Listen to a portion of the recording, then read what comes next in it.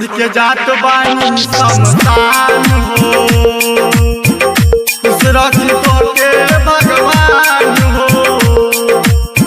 छोड़ के जात बानी शमशान हो। खुश रखी तो के भगवान हो। DJ Dilip Sharma, DJ Dilip Sharma, DJ Dilip Sharma,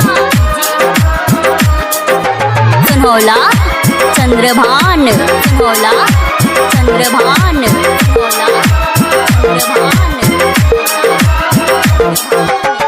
कारण बेरी अब एक बेरी अंतिम यात्रा पे अइलबा जरूरी।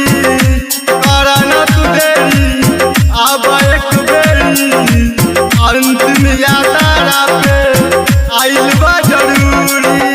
एक बार अइलबा फिर से आ जाए परान हो।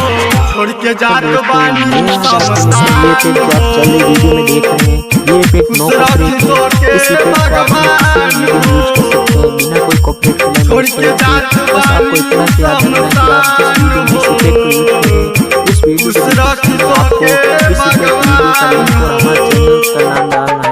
और इस प्रकार के अन्य पेज हमारे चैनल पर बहुत सारे हैं जिसकी अलग अलग प्ले लिस्ट बनाई गई है। उस प्ले लिस्ट में जाकर आप जैसे कहीं दिलीप शर्मा गोपालगंज, दिलीप शर्मा गोपालगंज, दिलीप शर्मा गोपालगंज।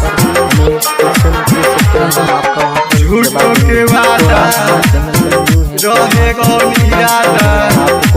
हलवाई संधोखा माफ करी ना बुझाता हो। झूठों के वादा रहेगा निराला।